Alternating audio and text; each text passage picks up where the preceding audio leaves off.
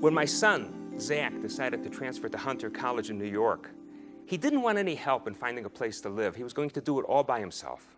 And that's why I was surprised and really happy that he accepted my offer to go out and help him move into the apartment he found in Brooklyn. I saw it as having quality time with my boy. I was going to take care of him. Now, when the kids were young, that was easy to do. And I liked doing it. I was good at it. In fact, every now and then I was a genius. Once my daughter came to me, she was very little, Sarah. She pulled on my sleeve. She said, "I had a nightmare." I said, "Nightmare? I've got nightmare magic. I can get rid of that nightmare." Her eyes grew really large. I said, "Okay, put your hands on mine." I did all this hocus pocus stuff. I said, "Close your eyes and think of something really nice." She did. I said, "What are you thinking of?" She said, "Bunnies." I said, "That's good." I picked her up, I carried her to bed, put her in bed, and of course she fell right to sleep. And when my son broke his arm, I remember standing in the emergency room, and the doctor said to me, "I don't think you want to be here." And I didn't, because I knew what was coming, but Zach didn't. And so when he re-broke the bone in order to set it, and Zach leaped off that bed in pain, at least I was there holding his hand. But then kids grow up. They become teenagers. Try to hold the teenager's hand. Try to protect the teenager, especially some. For instance, Zach. Take curfew. When my daughter was a teenager, we never set curfew. She would just come home at the right time. She would just suddenly show up.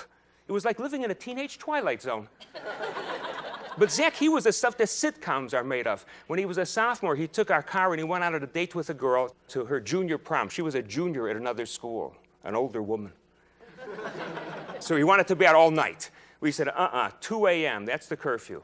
Lo and behold, at 2 a.m., he shows up. I thought, hey, we're getting somewhere with the boy. We went back to bed. A little bit later, we heard this crash. I searched the whole house. I discovered in the basement a window was open. I said to my wife, "You know what? I think someone was trying to break in."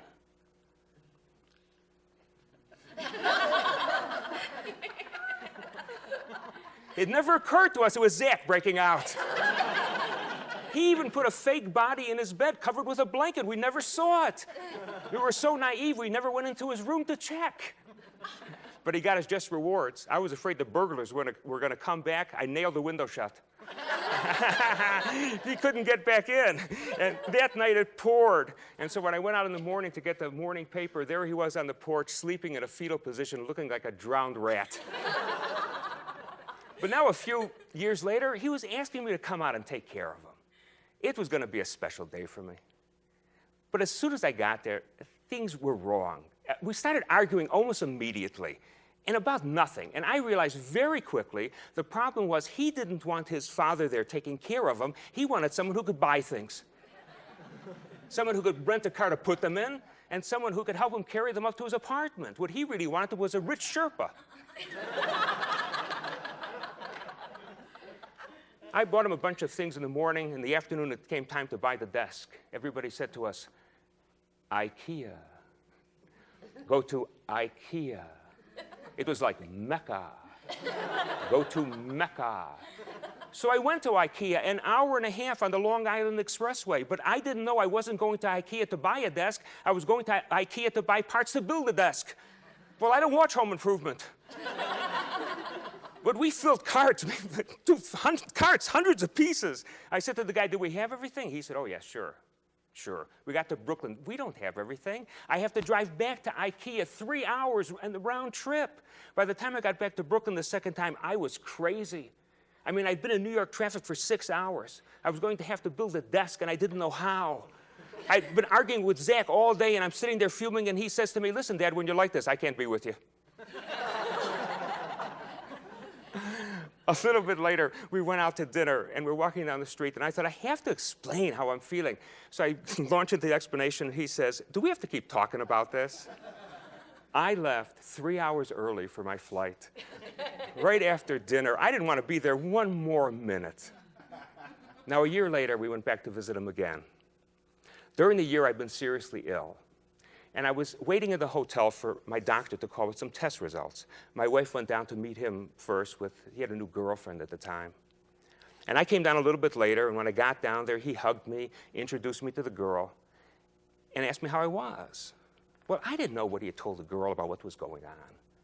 And so I said, I'm fine. Test results were good, and they were good. And we started to walk to lunch. Now, my wife, Adrienne, was walking with the girl, and I was walking with Zach. And Zach did something that I'll never forget. As we walked along, he's taller than I am now. And he threw his arm over my shoulders, and he leaned toward me, and he asked, "So how are you really?" And as we walked along the street, with his arm around my shoulders, I thought to myself, this is it. This is the future. A year earlier, I'd gone to New York to take care of my boy. A year later, we're walking down the street, and he's got his arm around my shoulders, and he's taking care of me. And I've had a taste of that future. The family went on a trip to Paris. I was feeling better. It was going to be a celebration. 10 days in Paris. On the second day, I stepped out of a bathtub, slipped, fell, and cracked 2 ribs. I spent the rest of the vacation completely drugged up in a little apartment in Paris. It was awful. Every day it was, who's going to stay with the old man while the other 2 go out? On the way home, I was exhausted. My defenses were down. I just watched some sappy movie, and I started to cry. And Zach sat down, and he leaned in real close by my ear, and he said, "Hey, come on, Dad, don't worry about it. Listen, you're going to have other vacations. It's going to be fine. Listen, Dad, you're better than you were. Come on, you're going to be fine, Dad. You're going to be fine." And I thought to myself, it's like I'm a boxer, just been knocked down. And he was my manager, getting me ready to go out for the next round. And I did go out. And I was fine.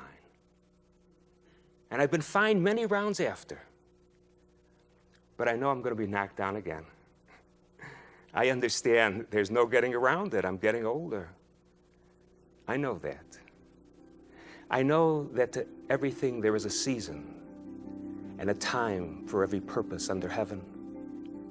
A time to live and a time to die. A time to get and a time to lose.